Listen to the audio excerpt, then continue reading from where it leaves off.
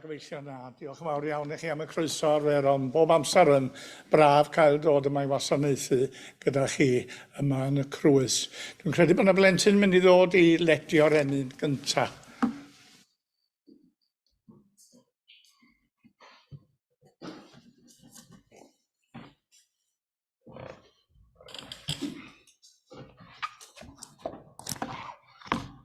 Rhyw yr emyn 157.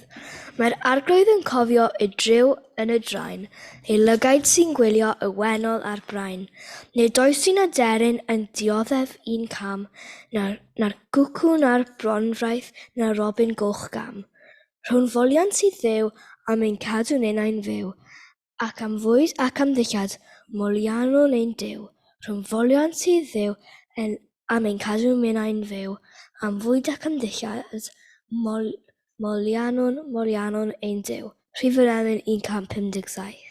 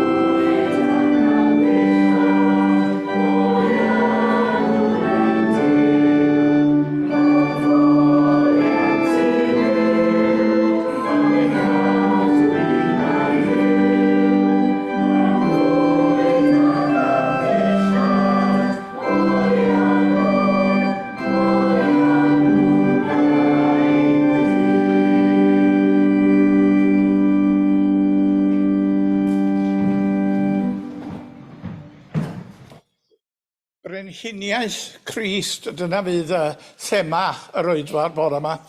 A mae gynna i ddau ddarlleniad byr iawn ar eich cyfar chi. Y naill yn datgan bod Iesu yn cael ei gydnabod yn frenin ar adag ei eni, a'r llall i fod yn cael ei gydnabod yn frenin ar adag ei farw. Wedi Iesu gael ei eni ym Methlehem Jwdea yn ddyddiau'r brenin Herod, daeth sêr ddewiniaid o'r dwyrain i Jerusalem a holi ble mae'r hwn a anwyd i fod yn frenin yr Iddewon. Oherwydd gwelsom ei serenef ar ei chyfodiad a daethom i'w addoli. Felly cymerasant Iesu, ac aeth allan gan gario'i groes ei hun i'r man a elwir lle'r benglog, yn yr Hebraeg fe gelwir Golgotha, ac yno croesoliasant ef a dau arall gydag ef, un ar bob ochr a Iesu yn y canol. Ysgrifennodd Peilat deitl a'i osod ar y groes, a dyma'r hyn o'r ysgrifennu. Iesu o Nazareth, brenin yr Iddewon. Darllenodd llawer o'r Iddewon y teitl hwn oherwydd yr oedd y fan lle croeshoeli wedi Iesu yn agos i'r ddinas. Yr oedd y teitl wedi cael ei ysgrifennu mewn Hebraeg ac mewn Groeg ac mewn Lladin. Yna meddai prif offeiriad yr Iddewon wrth Peilat, na paid ysgrifennu brenin yr Iddewon, ond yn hytrach dywedodd ef, brenin yr Iddewon wy fi. Atebodd Peilat, yr hyn ysgrifennais a ysgrifennais. Nithid yr arglwydd y geiriau a'r gwrando na o'i air sanctaidd. Wel, mae'n braf iawn gyda i weld gynifer o blant y bresennol yn oedfa. Wel, yma coeso cynnes yn ôl i chi gyd ar ôl saib dros yr haf. Dwi'n gwybod os yna blant yn dod ymlaen i ddeud adnodau. Oes na? Dwi'n sy'n ddigon dewr i ddro, mae yna rei. Dwi'n mynd i clywed plant yn deud adnodau mewn capel ers dalwm iawn. Lle mae'n braf iawn. Gwarth, tri sydd yma bob yma yn dweud allan. Ydyn enw di dechrau. Diolch i ti am allan yr enw. Mae hyd yn oed y gwyntoedd a'r foroedd yn unrhyddhau iddo. Diolch yn fawr. Ydyn enw di? Rhys. Rhys, beth gen ti? Yr arglwydd yn ffynidol ni fydd eisiau arno. Diolch yn fawr. Ydyn enw di? Sy'n ti adnod i fe? Diolch.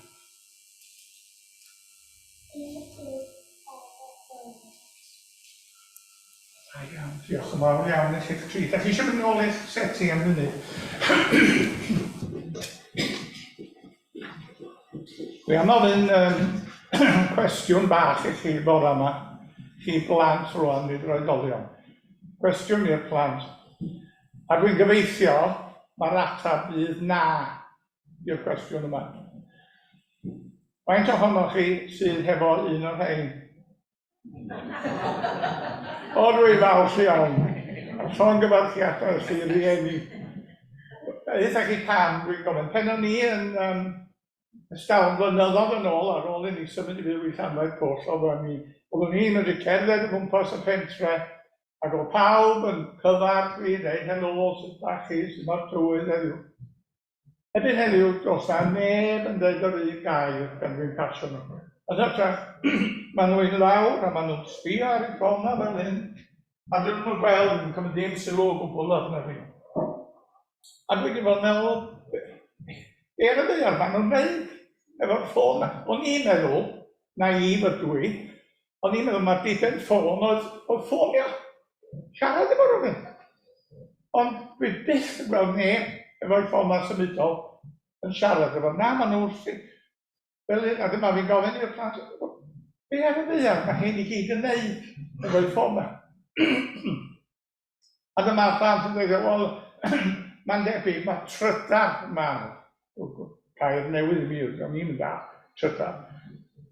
A dyma ni'n meddwl, wel, os di pawb arall yn neud, o dwi'n mynd i ddechrau trydar. A cyn mi ddechrau, nes i sylwi ar faint o ddilynwyr o gan bobl eraill.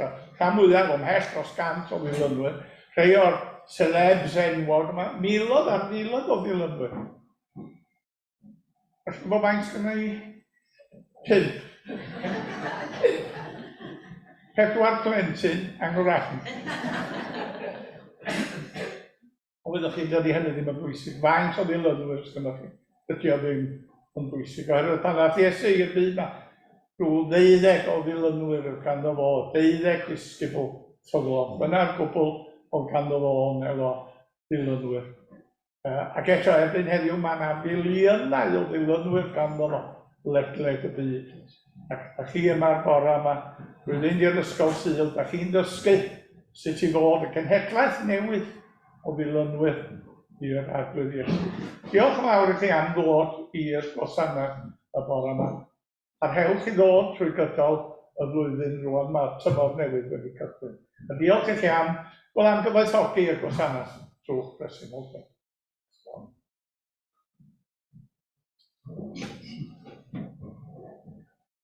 Gan un hael emyn i 844. Efengyl tangnefedd o'r hed dros y byd, a deled y bobloedd eith lewyrch i gyd.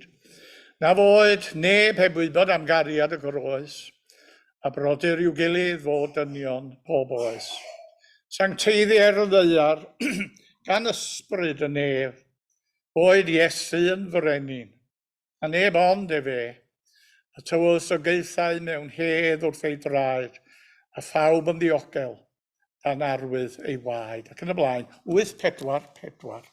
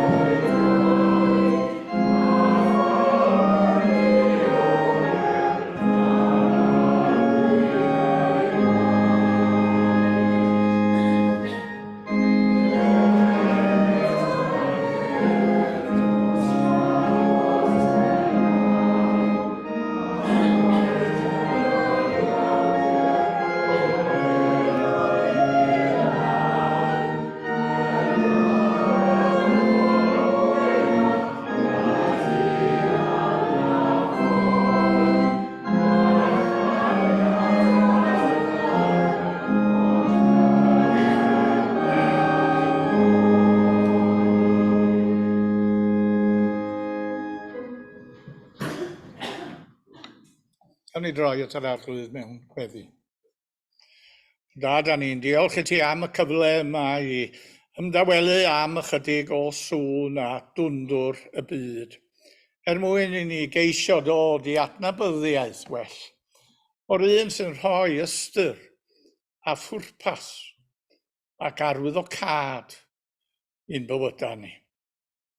Cynorthwya ni y bore yma i fyfyrio yn dy wirionedd di ac i ymddiried yn dair.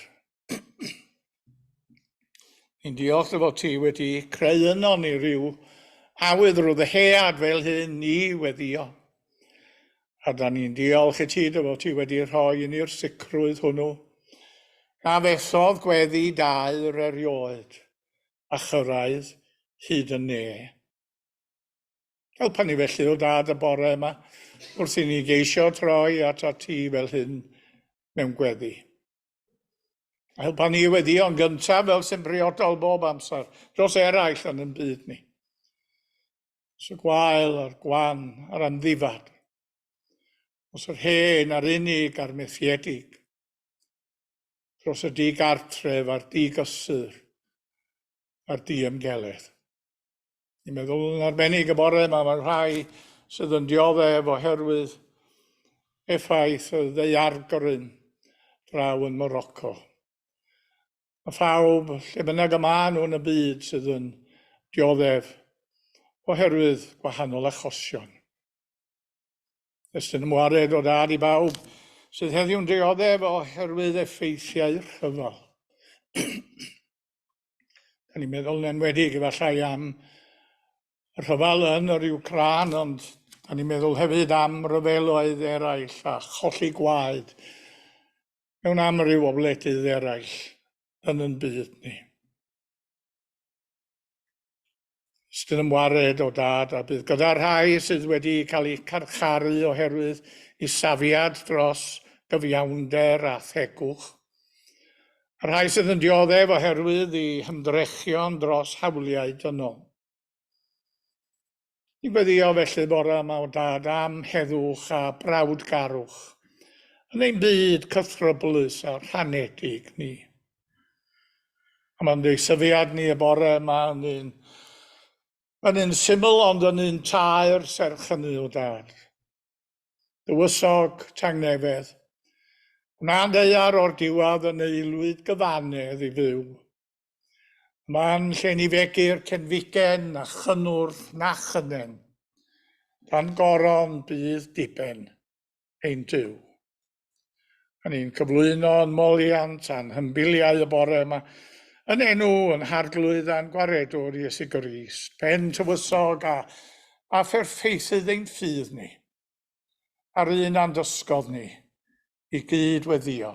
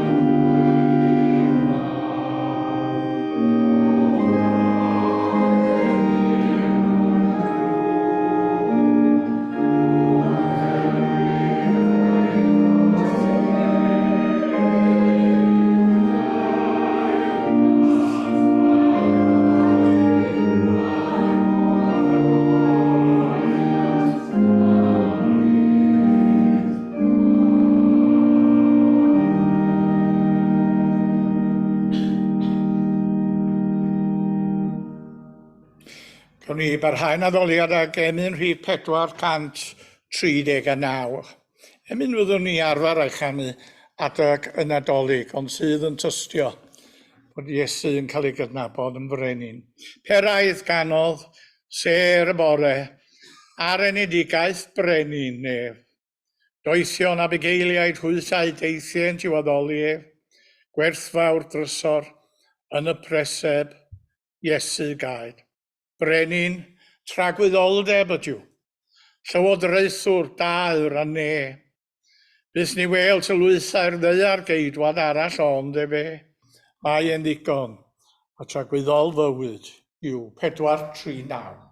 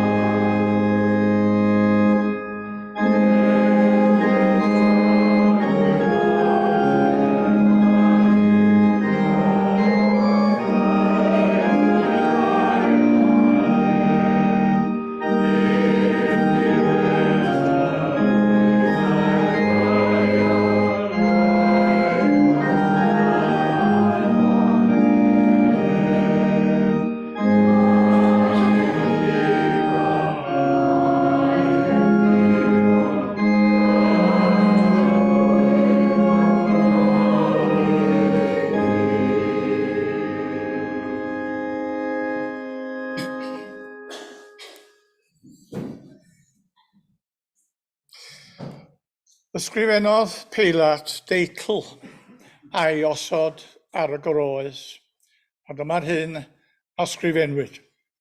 Iesu o Nazareth, brenin yr Iddewon. A roedd y teitl yma wedi cael ei sgrifennu mewn Hebraeg, ac mewn Groeg, ac mewn Lladin. Mae yna lawer iawn o bobl yn y byd yma, dwi'n siŵr fedrwch chi gyd y bore yma feddwl am enghreifftiau ohonyn nhw. Pobl sydd yn medru bod yn hynod ddifatar ynglyn â'r pethau pwysig mewn bywyd. Ond sydd ar yr un pryd yn medru gwneud rhyw ddor a mynydd allan o'r pethau mwyaf dibwys. A mae'n debyg mae rhyw ddyn felly oedd Peilat o leia nôl y darlun ohono sydd yn yr Efengyla. Fe mae yna fatar o bwys neilltuol yn codi, a ddylid croesoelio Iesu o Nazareth a'i peidio. Wel, mae Peilat yn medru bod yn rhyfeddol o ddifatar, a di-egwyddor, a di-asgwrn cefn. A mae ddigon parod i weld Iesu'n cael ei croesoelio, i fod o'n ama efallai, i fod o'n ddi-euog. O wedyn, pe mae yna rhyw fatar os ydych chi'n meddwl gymharol ddibwys yn dod i'r golwg, rhyw chydig o Iddewon yn dod ato fo, ac yn gofyn iddo fo jyst i newid rhyw chydig eiriau roedd o wedi sgrifennu ar y groes. Wel, y pryd hwnnw, mae Peilat yn medru sefyll i dir yn gadarn. Y pryd hwnnw mae Peilat yn medru bod yn rhyfeddol o styfnig a phenderfynol a di-gyfaddawd. A mae'n gwrthod i gais nhw'n llwyr. A mae'n dweud dwi'n mynd i newid yr un gair. Yr hyn a ysgrifennwyd, a ysgrifennwyd. Wel, mae'n debyg bod gan Peilat i reswm ei hun dros wrthod newid y geiriau yna ar y groes. Chi'n gweld roedd o am gael dipyn o hwyl, mae'n debyg, am ben yr awdurdodau Iddewig, hunan bwysig. Chi'n gweld iddo fo i Peilat, roedd y ffaith bod y dyn yma, wel, meddyliwch un oedd yn fab i saer coed o bawb. Roedd y ffaith bod yna ddyn felly yn honni fod o'n frenin yr Iddewon, wel, oedd o'n beth chwerthinllyd, y tu hwnt. Ac mwyn cael dipyn o rhyw sport am ben yr awdurdodau Iddewig, mae Peilat yn mynnu, gosod, arwydd ar y groes. Datgan i bawb, mae'r dyn yma. Hwn oedd yn cael ei groeshoelio rhwng dau leidr, meddyliwch. Mae hwn oedd ei brenin nhw. Ac mi oedd Peilat am i bawb gael rhannu'r joc. Ac i'r diben yna mae o'n neud yn siŵr bod yr arwydd wedi cael ei sgrifennu nid yn unig mewn Hebraeg, ond rhag ofn i rywun ddigwydd taro heibion yn ddim dall yr iaith honno. Ond mae'n sgrifennu'r arwydd mewn Groeg ac mewn Lladin. A mae'n amlwg bod Peilat yn rhyw ddyn seicolegol gyfrwys. Oherwydd be nath o hefo'r arwydd yma yn y dair iaith oedd i gosod hi uwch ben Iesu Grist. Hynny di mewn man lle fydda pawb yn siŵr o'i gweld o. Oedd hi'n arfer ddigon cyffredin yn y cyfnod i roi teitl ar y groes. Oedd y teitl yn datgan pwy oedd yn cael ei groesoelio, be oedd y drosedd y gyflawnwyd.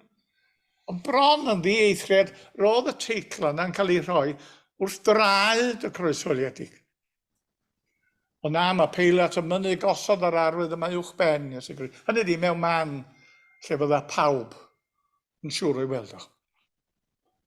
Diolch yn rhyfedd yn y byd bod Ioan yn cofnodi yma darllenodd llawer o'r Iddewon, y teitl hwn. Wel, dyna'n posib yn nhw beidio i ddarllen. Oedd y peth wedi cael ei osod mewn lle mor amlwg, mor gyhoeddus. Wel, fel y gellwch chi ddychmygu, roedd hyn yn cythryddo yr awdurdodau Iddewig. A maen nhw'n dod at Peilat ac yn dweud, wel, ti'n mynd i fod yn gwbl deg hefo ni, drwy osod yr arwydd yna ar y groes. Wir, mae'r geiriad yn gwbl gam-arweiniol. So os rhaid i ti roi teitl yna o gwbl, meddan nhw, mi ddyla ti'n neud yn glir, mae fo ei hun, nid ni, nid neb arall. dim ond fo'i hun oedd yn honni fod yn frenin yr Iddewon. Rhaid ag ysgrifennu brenin yr Iddewon, medden, ond yn hytrach, dyma'r geiriau oedd nhw eisiau weld ar y groes, dywedodd ef, brenin yr Iddewon, wy fi. Ond fel dwi'n dweud, mae Peilat yn gwrthod i cais nhw. Dwi'n newid o'r un gair, meddwl, hynna ysgrifennais a ysgrifennais. Fel i ni sy'n edrych yn ôl ar y digwyddiad yna, 2000 o flynyddoedd yn ddiweddarach. A yna ryw eiron i rhyfeddol yma. Oherwydd ar un olwg, oedd Peilat yn iawn bod Iesu yn frenin. Bod yn frenin ar yn bywyda ni yn ei amrywiol agwedda.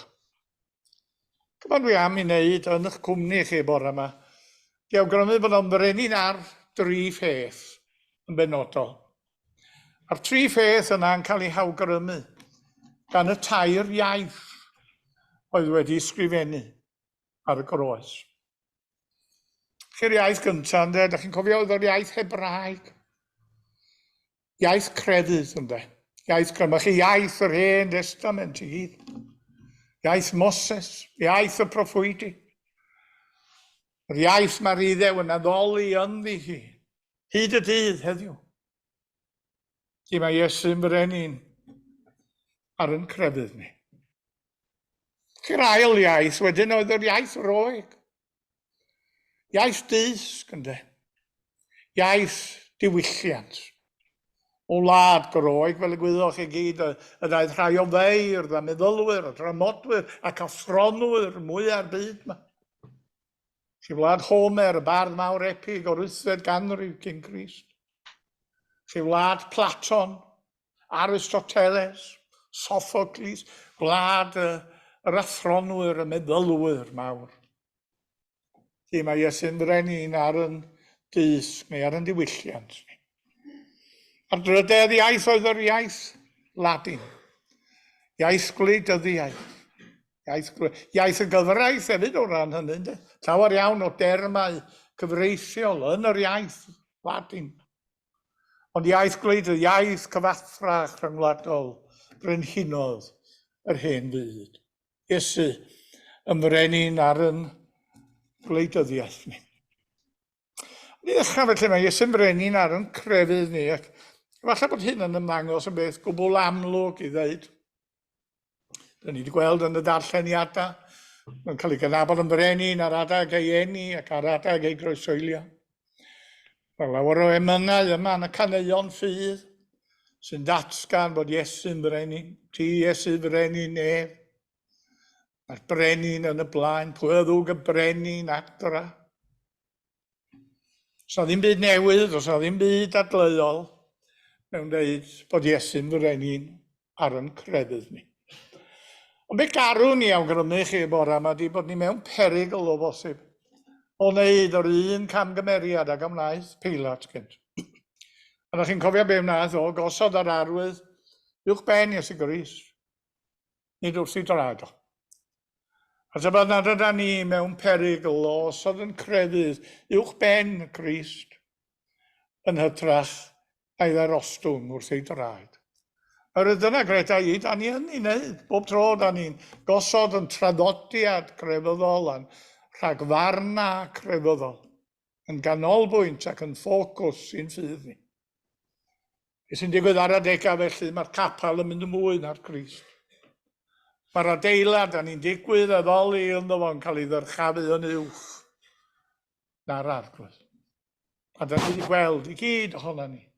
Lle mae hyn wedi'n harwain ni yn ystod y blynyddoedd dwytha yma.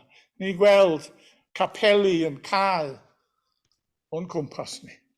20 o capeli wedi cael yn ystod y 10 mlynedd dwytha yma ar Ynys Môn yn unig.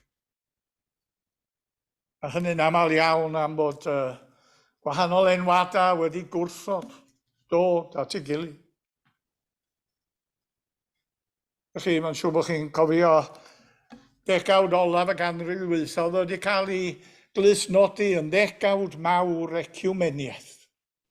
Yna 10 mlynedd wedi cael ei neilltuo i geisio cael y gwahanol enwadau i roi heibio unrhyw anawstera oedd ganddyn nhw i gael nhw i ddod at ei gilydd, ond mi fydd cyfan i bob pwrpas yn fethiant llwyr. Mi'r ar ddiwedd y degawd, mi luniodd rhywun ricwm bach yn y Steddfod Genedlaethol. A 2 linell oedd ganddo fo, ond oedd o wedi crynhoi mewn 2 linell 10 mlynedd o drafodaetha. Fy nghapel i a'i eglwys o, a dyna faint yr un o. Chi ddangos i chi mor wrthyd ydy'r sefyllfa bresennol. Dewch i mi gymryd rhyw funud bach o'ch amser chi bore yma i ddisgrifio bore dydd Sul weddol nodweddiadol yn y mywyd i. Dwi'n cael hyn yn pregethu fel rheol ar Ynys Môn, yn un o'r pentrefi bach ar Ynys Môn. 10, 15 o bosib yn y gynulleidfa. Os dwi'n lwcus hynny yw. A dwi'n edrych ar draws y ffordd. A dwi'n gweld bod yna gapal arall. A 10 i 15 yma. Capal arall. Enwad arall. A dwi'n gwybod o'r gorau mae'r un emynau i bob pwrpas fydden nhw'n canu yn y 2 gapal o'r un llyfr o'r caneuon ffydd. Yr un adnodau i bob pwrpas fydden cael ei darllen yn y 2 gapal o'r un llyfr o'r Beibl Cymraeg newydd. Yn wir, yr un i bob pwrpas, fydd trefn yr oedfa hyd yn oed yn y 2 gapal. Ond neith y 2 gynulleidfa ddod at ei gilydd? Dim peryg. Dim peryg. A hynny'r gweithio'r ffaith bod nhw'n fwy na hapus i gyd gymdeithasu yn ystod yr wythnos. Cyfarfodydd o ferched y wawr, neu'r cylch lle, neu'r clwb cinion, y beth yna gynnwch chi. Ond pan mae'n dod at y Sul, maen nhw'n mynnu, glynu'n geidwadol, gaethiwys wrth yr hen drefn. Felly yn gair, da ni wedi glywed sawl tro ar y newyddion yn ystod y misoedd dwytha yma. Ydy'r gair yna cyfaddawd ynde, compromise. Wedi pen, da ni wedi gweld y llywodraeth a'r undeba yn ceisio dod at ei gilydd mwyn dod â'r streicia yma i ben. Ac yn aml iawn, mae yna lwyddiant wedi bod, mae yna rhyw gyfaddawd wedi bod, rhyw compromise, rhyw ddealltwriaeth wedi bod. Wyddwch chi, mae'n angen am gyfaddawd, nid yn unig yn y byd gwleidyddol, ond yn y byd crefyddol. Oherwydd os nawn ni, mi fydd y capal yn cael ei osod yn uwch na'r Crist. Yr adeilad a ni'n digwydd addoli ynddo fo yn cael ei ddyrchafu yn uwch na'r arglwydd. O dewch chi'n rhoi at yr ail iaith ar y groes, yr iaith roeg, yn atgoffa ni gyd bod Iesu'n frenin ar yn dysg ni ac ar yn diwylliant ni. A dydy hyn ddim yn beth mor amlwg i ddeud. Gyd yn gwybod bod Iesu yn frenin ar yn crefydd ni iawn. O sut mae'n frenin ar yn dysg ni, meddach chi? Sut mae'n frenin ar yn diwylliant ni? Byddwch chi, mae yna gyswllt agos wedi bod erioed rhwng crefydd a dysg. Sir Fraint o gael yn addysg am ryw 4 blynedd, bellach, draw yng Nghaergrawnt. Oeddech chi, doedd ddim rhaid i chi fod yn y ddinas brydferth honno yn hir, cyn sylweddoli mor agos oedd y berthynas rhwng crefydd a dysg. O'r pethau cyntaf nes i ar ôl cyrraedd y ddinas, ond mynd am dro bach o gwmpas. A dyma fi'n dechrau sylwi ar yr enwau oedd ar y colegau yno. Coleg y Drindod, Coleg Sant Ioan, lle cafodd yr Esgob William Morgan i addysg. Coleg Emmanuel, Coleg Iesu, Coleg Crist. Hynny ydi enwa crefyddol sydd ar rai o brif sefydliadau dysg yn gwlad ni. Ac i chi sydd â diddordeb mewn cerddoriaeth glasurol, wel, mi fyddwch chi gyd yn gwybod am bwysigrwydd y grefydd Gristnogol. Oherwydd, fydd gynna ni heblaw am y grefydd Gristnogol, fydd gynna ni ddim y Meseia gan handel. Mae gynnon ni ddim yr Elijah gan Mendelssohn. Mae gynnon ni ddim St Matthew's Passion gan Bach. O na, mae yna gyswllt agos wedi bod erioed rhwng crefydd a dysg. A pen o'n i'n sôn am y cyswllt yna, fedrwn ni ddim peidio a sôn am gyfraniad aruthrol William Morgan yn cyfieithu'r Beibl yma.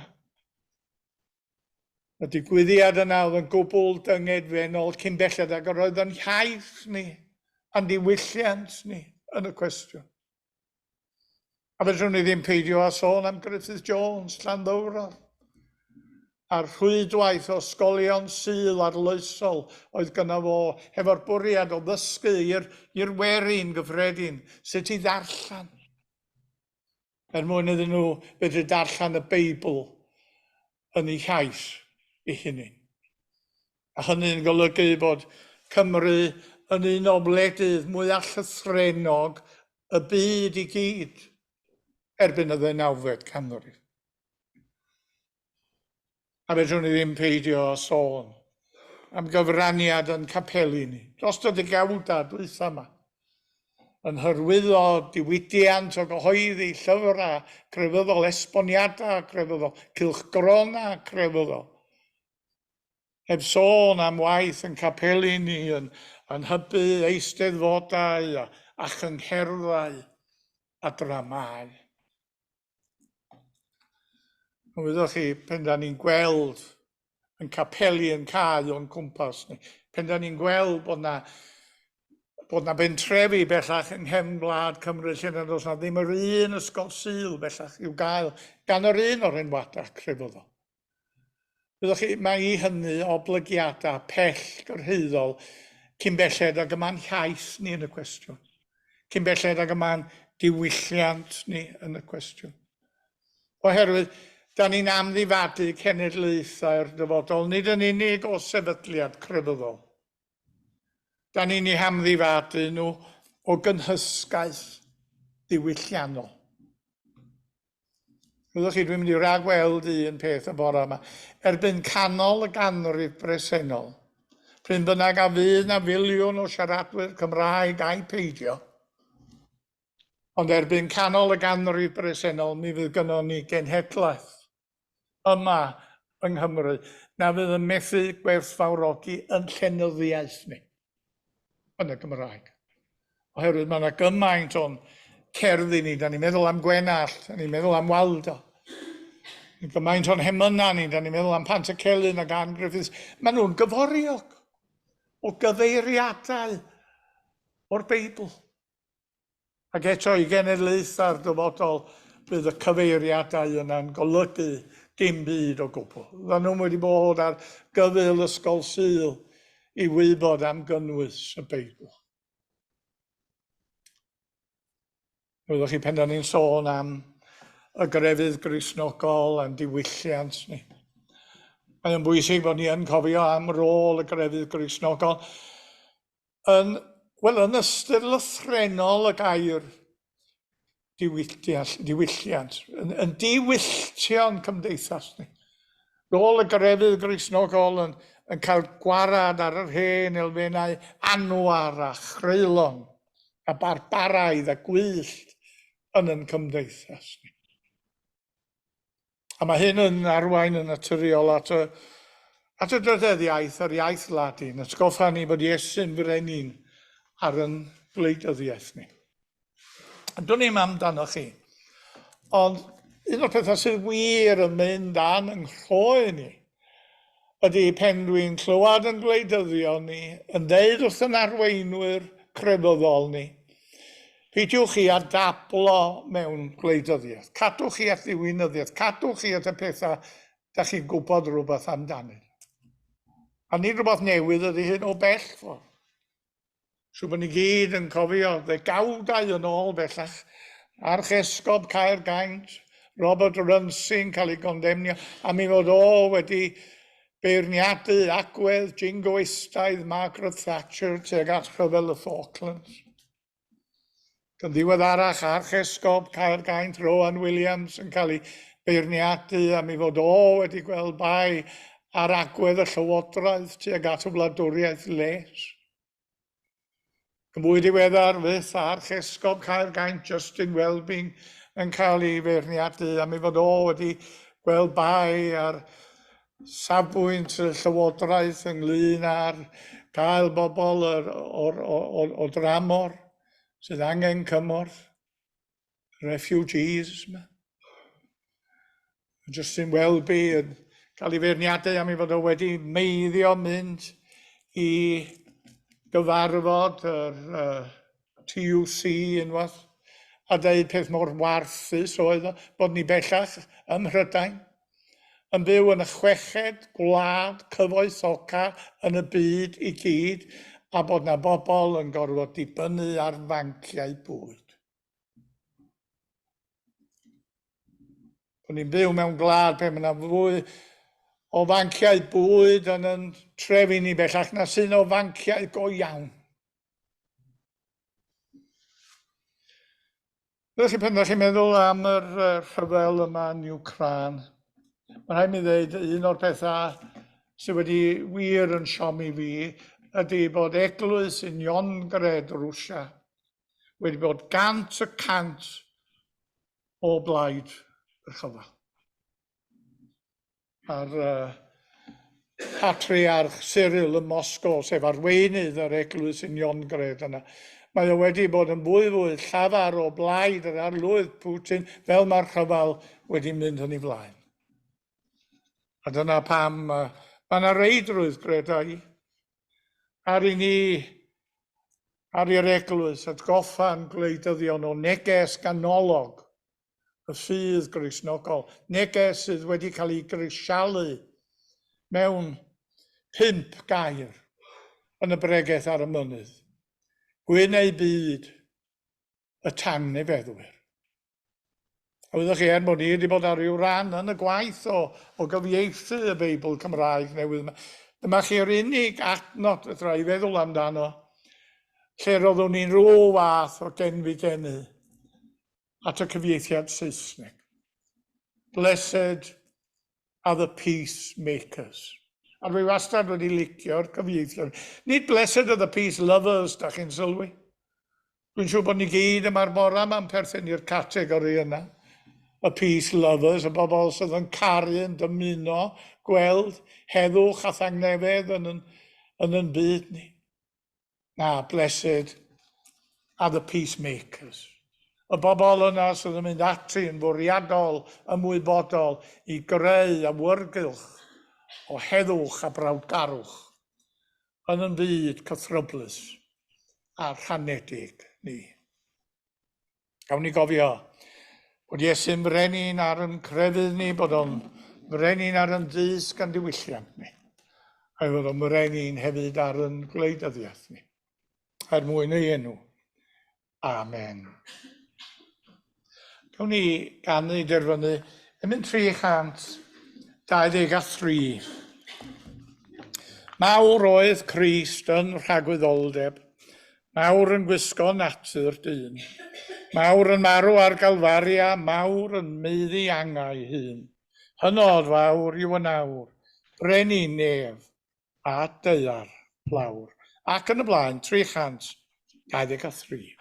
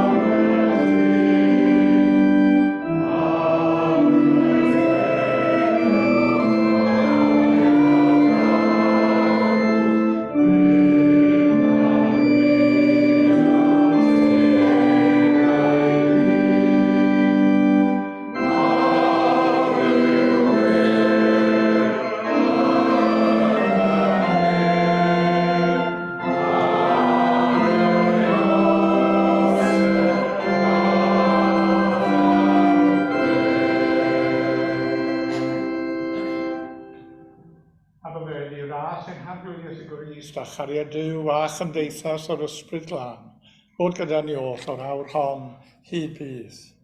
Amen.